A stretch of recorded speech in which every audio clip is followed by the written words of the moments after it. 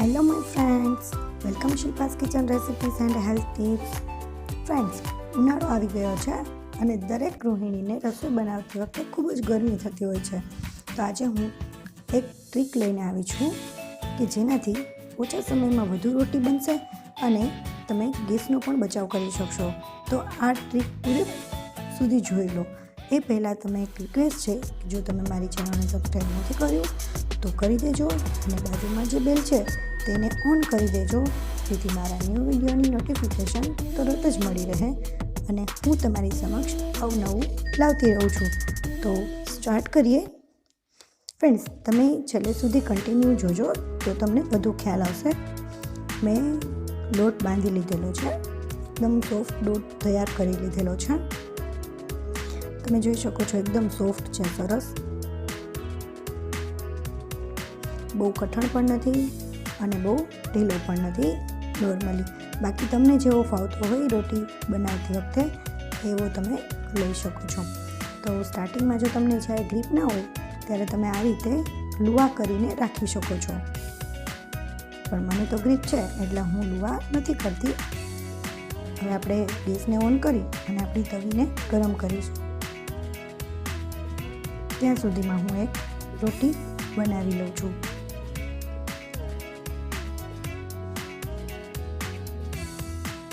આ રીતે રોટી બનાવી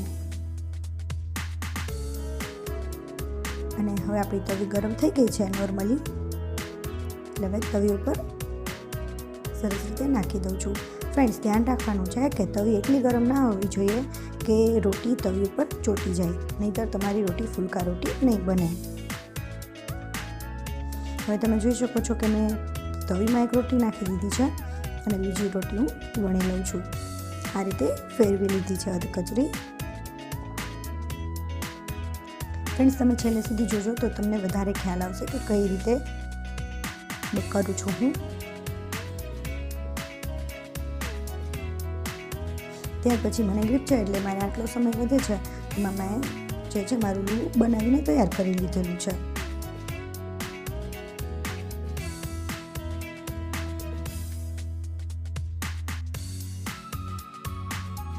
ત્યાર પછી આપણે ચીપિયાથી રોટીને શેકી લઈએ. ત્યાં સુધીમાં આપણી તવી ગરમ છે એટલે જે વણેલી રોટી હતી એ મેં તવી ઉપર લઈ લીધી છે. આ ફર્સ્ટ રોટી છે એટલા માટે હજી બરોબર ફૂલી નથી, પરંતુ તમે બીજી બધી રોટી જોજો, બધી એવી સરસ ફૂલશે, કારણ કે ફર્સ્ટ રોટીમાં આપણી તવી બરોબર ગરમ નહોતી થઈ. અને હવે આપણે જે તવીમાં રોટી નાખેલી હતી એ પણ આપણી બીજી સાઈડ સરસ શેકાઈ ગઈ છે. ત્યાં સુધીમાં આપણે બીજું લું લઈ અને એ રોટી પણ વણી લેશું.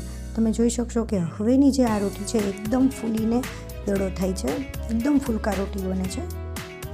અને તમારે અહીંયા ગેસ સ્લો કરવાની પણ જરૂર નથી રહેતી, એટલે તમારે સમય પણ વધારે નહીં જોઈ અને રોટલી તમારી સ્પીડમાં બની જશે.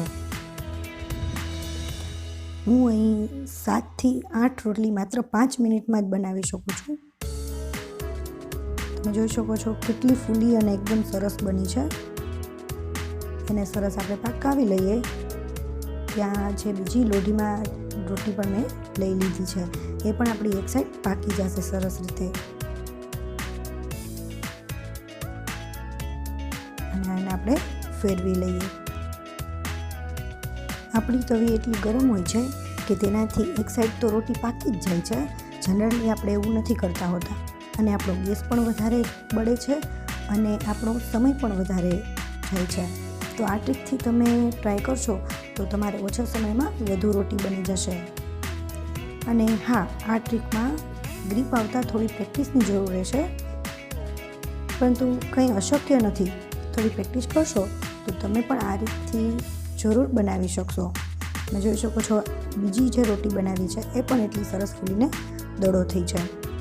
આ રીતે બધી રોટી તમે જોશો છેલ્લે સુધી, હું જેટલી રોટલી બનાવું છું એટલી બધી રોટી ફૂલે જ છે. મેં લગભગ 5 મિનિટમાં 7 થી 8 રોટી બનાવી છે. જો તમને મારી આ ટ્રીક ગમે તો બીજાને શેર કરવાનું ના ભૂલતા, કેમ કે બધા લોકો પણ આ ટ્રીકથી રોટી બનાવે તો એનો સમય અને ગેસ બંને બચે એવું હું ઈચ્છું છું. ફ્રેન્ડ્સ, મને પણ આ રીતે રોટી બનાવવામાં થોડો સમય લાગ્યો હતો. મને પણ ગ્રીપ આવતા થોડી વાર લાગી હતી. તો તમે પણ જો આ રીતે ટ્રાય કરશો તો તમને પણ એક વખત જરૂર ગ્રીપ આવી જશે અને તમે જલ્દીથી રોટી બનાવી શકશો. ફ્રેન્ડ્સ, હું દરરોજ આ રીતથી જ રોટી બનાવું છું. તો મને થયું કે મારી આ ટ્રીક બધા સમક્ષ હું શેર કરું, જેથી મારે બધા વેલ વિશરને પણ ફાયદો થાય. અને જો તમને મારી આ ટ્રીક ગમે તો તમે તમારા બધા જ ગ્રુપમાં અને બધા ફેમિલી મેમ્બરને શેર કરજો, જેથી તેઓનો પણ સમય બચે. ફ્રેન્ડ્સ, મેં અત્યાર સુધીમાં જેટલી રોટી બનાવી છે એ બધી જ રોટી ફુલકા રોટી બની છે અને એકદમ સોફ્ટ બને છે.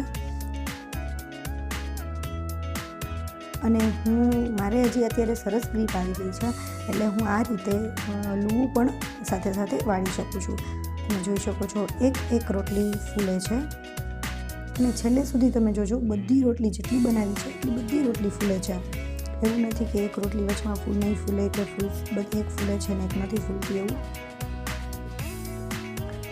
અને આ રીતે જે આપણી તવી ગરમ થઈ ગઈ છે તો એનો પણ આપણે ઉપયોગ કરી લઈએ કે જે તવી ગરમ થઈ ગઈ છે એનાથી આપણી રોટી પાકી જાય.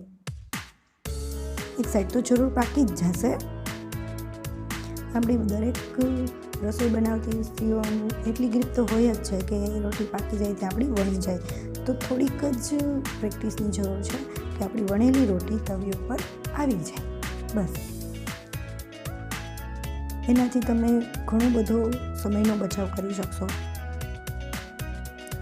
હું કહું છું તમે એન્ડ સુધી જોજો કે હું આટલી રોટલીમાં બધી જ રોટલી સરસ ફૂલે છે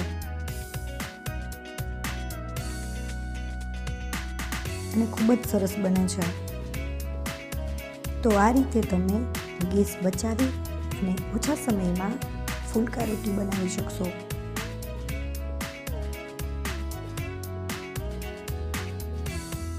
અને ફ્રેન્ડ્સ, તમને જો કોઈ પણ ક્વેશ્ચન હોય તો તમે મને કમેન્ટ જરૂર કરજો અને તમે પણ આ રીતે બનાવવાની ટ્રાય કરજો, જેથી તમારો પણ સમય બચે.